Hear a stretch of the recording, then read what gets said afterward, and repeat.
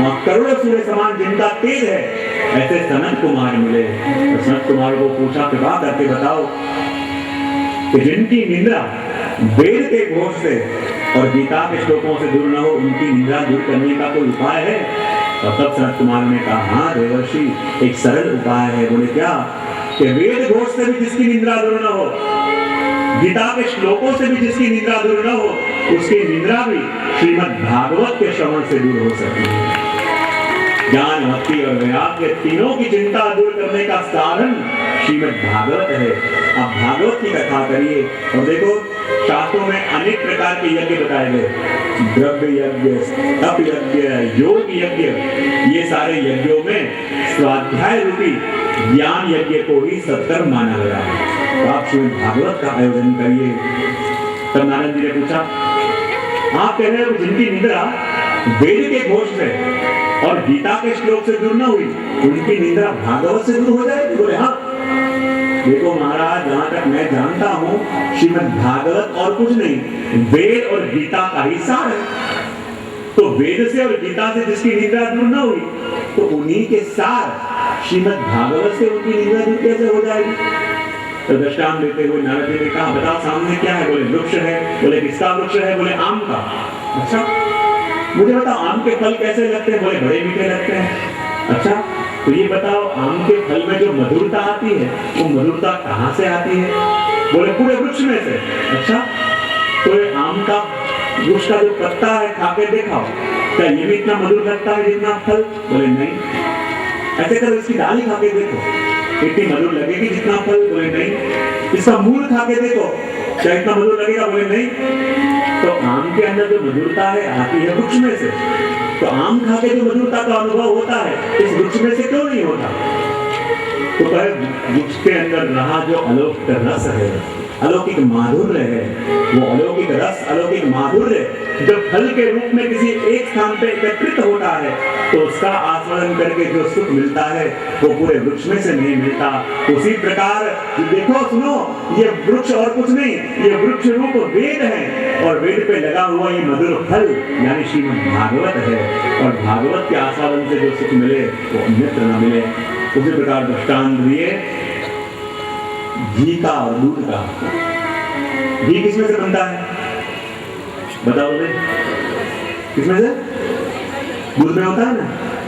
घी किसमें से होता है? भले छाछ हो, छाछ किसमें से? दही में से। दही किसमें से आया? दूध में से, बराबर। तो घी किसके अंदर छुपा हुआ है? जवाब दो। दूध के अंदर। बहुत सुंदर। अब चाहे घर में रसोई कर रहे हो और अचानक घी कम पड़ जाए, चाहे छोका लगाना है, कि कथा में सुना था कि घी तो दूध के अंदर ही छुपा हुआ है।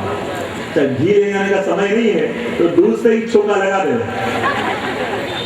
तो क्या फिर उसको सब्जी कही जाएगी? फिर आनंद आएगा? लेकिन क्यों?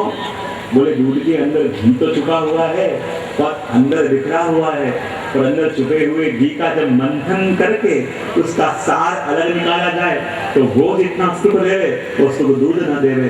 उसी प्रकार ये वेद दूध रूप है, और उसका मंथन करके अलग निकाला हुआ नवनीत श्रीमद् भागवत है, और भागवत श्रवण से जो सुख मिले, वो अन्यत्र न मिले। उसी प्रकार गन्ने के रस और चीनी का दृष्टांत भी दिया। और जब ये संकल्प कर लिया सब कुमारों ने कि हम भी श्रीमद् भागवत की कथा करें, और नारद जी ने संकल्प किया और कहा, ज्ञान यज्ञं करिष्यामि शुकशास्त्र करो। ये भागवत की कथा का आयोजन मैं करूंगा, पर कहा ये आयोजन कहाँ करूं? तो कहे गंगाद्वार समीपे तु तट आनंद नाम। हरिद्वार के पास गंगा जी के तट में एक आनंद नाम का घाट है, और वो स्थान इतना सिद्ध है कि वहाँ के वनों में बड़े बड़े ऋषि मुनि बैठ के हजारों वर्षों से तपस्या कर रहे हैं। और उनकी तपस्या का प्रभाव क्या? वन के अंदर रहने वाले सिंह और हिरण भी परस्पर वैर छोड़ के मित्र भाव से रहते हैं। और वो स्थान ऐसा है कि नीले नीले कमल खिलते हैं, उस नीले कमल की सुगंध चारों ओर वन में व्याप्त रहती है। उस स्थान में जब भागवत की कथा होगी, तो स्वयं भक्ति महारानी अपने दोनों पुत्र को लेकर प्रकट होंगी और तीनों की चिंताएं भी दूर होंगी। और कहते हैं कि जहाँ भागवत जी का आयोजन हुआ और भागवत जी की कथा का आयोजन हो रहा है, ये बात पूरे ब्रह्मांड में फैल गई। और जहाँ भागवत की कथा का आयोजन हुआ, बड़े बड़े ऋषि मुनि, किसी ने हाथ में करताल ली, किसी ने झांझ लिए, किसी ने पखावज ली, चलो चलो उस स्थान पर चले जहाँ भागवत की कथा हो रही है। और बड़े बड़े ऋषि मुनि हाथ में झांझ करताल पखावज लेके संकीर्तन करते करते उस स्थान पे आ रहे हैं जहाँ भागवत की कथा हो रही है। जितने भी वेद के मंत्र हैं, वेद के मंत्रों ने कहा हम भी उस स्थान पे जाएंगे कि जहाँ भागवत की कथा हो रही है। और वेद के मंत्रों ने भी साकार रूप धारण किया और साकार रूप लेके उस स्थान पे आने लगे जहाँ भागवत की कथा हो रही है। जितनी भी नदियां हैं, जितने भी तीर्थ हैं, वो भी साकार रूप लेके उस स्थान पे आ रहे हैं जहाँ भागवत की कथा हो रही है। किसी के हाथ में झांझ पखाल तो कह रहे श्री कृष्ण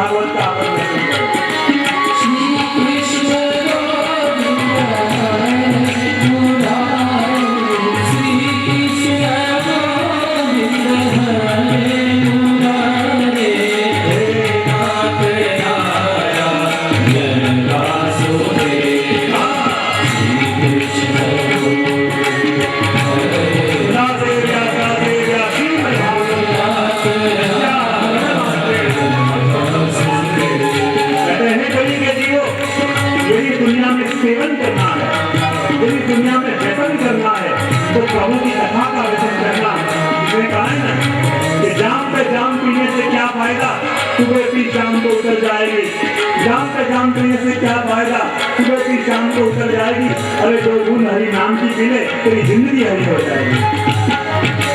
श्री कृष्ण गोविंद हरे मुरारी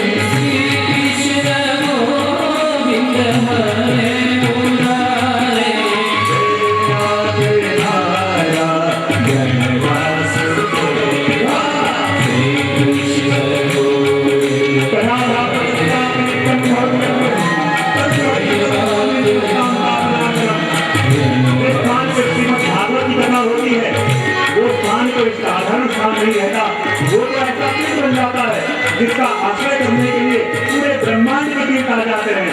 तो 7 दिन तक ये स्थान कोई साधारण स्थान नहीं है, ये तो ऐसा तीर्थ बन चुका है जिसका आश्रय करने के लिए पूरे ब्रह्मांड के तीर्थ यहाँ बना देते हैं। तो आओ उसी का आह्वान करें।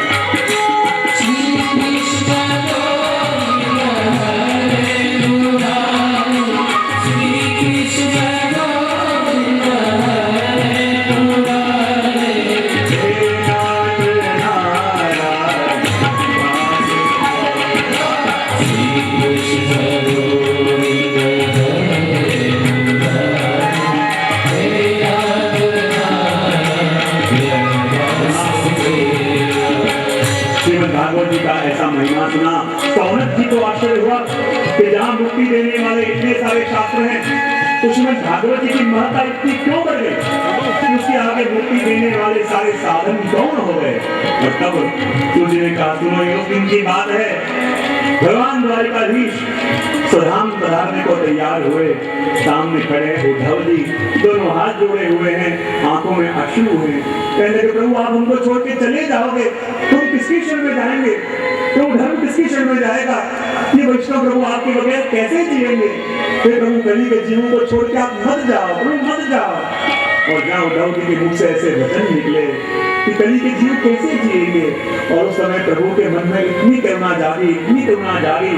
उद्धव जी के वचन सुन के पधारने को तैयार तो हुए थे अपने गोलोक धाम, पर उद्धव जी के वचन सुन के कली के जीवों के लिए प्रभु के मन में इतनी करुणा जागी कि गोलोक धाम जाने शांति बाबा का भांगमय स्वरूप है। वह उसी स्वरूप का दर्शन करें।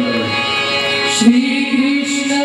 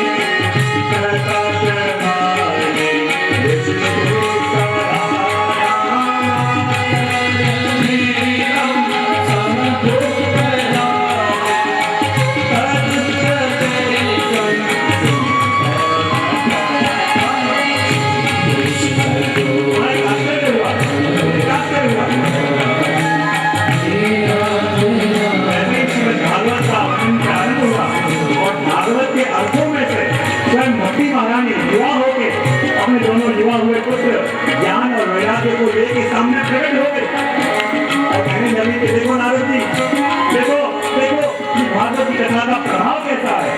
इसका ज्ञान होने पर ही भागवत के अर्थों में देखो, भागवत के अर्थों के जिज्ञासा धारण करके मैं प्रकट हो गई हूँ। अपने दोनों बेटों को लेके हम तीनों की चिंताएं दूर हो गई हैं। मैं भी कथा सुनना चाहती हूँ। तो हे देवर्षि, ऐसा कोई सुंदर स्थान बताओ जहाँ मैं अपने दोनों बेटों को लेकर बैठ सकूं। तब कहा गया, देखो भक्ति महारानी, आप यहाँ आई तो अकेले नहीं आई, अपने दोनों बेटे ज्ञान और वैराग्य को लेके आई हो। तो आपके विराजने के लिए एक सुंदर स्थान मेरे पास है। बोले क्या? ऐसा सुंदर स्थान है, वहाँ आप विराजोगे तो स्थान भी धन्य हो जाएगा। भक्ति ने कहा, ऐसा कौन सा स्थान है? तो ऐसी कृपा करो, आप अपने दोनों बेटे ज्ञान और वैराग्य को लेके, हे भक्ति महारानी, इस कथा का श्रवण कर रहे प्रत्येक वैष्णव के हृदय सिंहासन पे विराजमान हो जाओ। और जहाँ भक्ति महारानी अपने दोनों बेटे ज्ञान वैराग्य को लेके कथा का श्रवण कर रहे प्रत्येक वैष्णव के हृदय में विराजमान हो गई। ऐसा प्रेम का सागर उमड़ा, तो लोग मस्त हो गए और मस्त होके गाने लगे, कहने लगे, श्री कृष्ण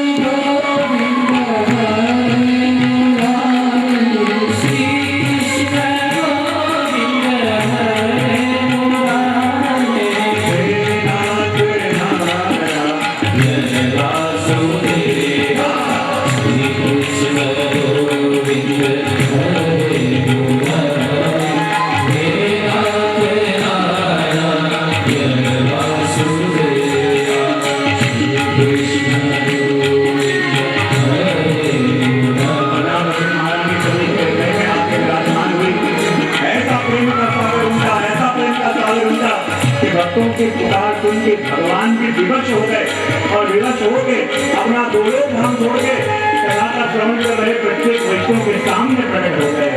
ऐसे कुछ ब्राह्मण वर्ण किया हुआ है, दुर्गा भी लगे प्रभु के मुख पे आ रही है। राज जो आनंद प्रभु के नाम में मिल रहा है वो आनंद प्रभु के दर्शन नहीं मिल रहा, क्योंकि प्रभु के दर्शन हुए हैं इस नाम के कारण मिले हैं। प्रभु सामने खड़े हैं लेकिन वैष्णव प्रभु का नाम ले रहे हैं, कह रहे हैं श्री कृष्ण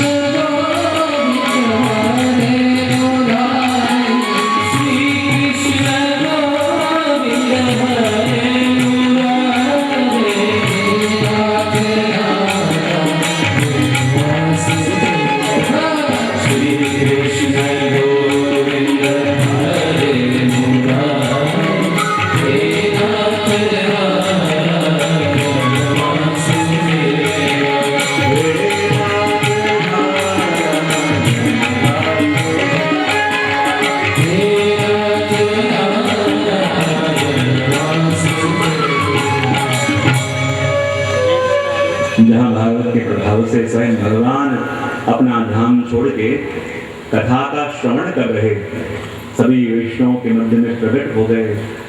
और जैसे ही भागवत का प्रभाव देखा कि जो भगवान को भी कलटा दे, पूछा गया कृपा करके बताओ ये श्रीमद् भागवत की कथा किस किस को पावन करती है। तो कहा ऐसे कई अपराधों का वर्णन शास्त्र में है कि जिनके प्रायश्चित का विधान तो है, पर कई अपराध ऐसे हैं कि जिनके प्रायश्चित का विधान भी नहीं है। और ऐसे प्रायश्चित ऐसे अपराधों का शमन भी श्रीमद् भागवत की कथा से होता है। कहा कैसे कही हुई वस्तु पर जल्दी कोई भरोसा न करे, इसलिए दृष्टांत के रूप से एक प्राचीन इतिहास सुनाते हैं और कहते हैं अत्र ते कीर्तयिष्या इतिहासं पुराणं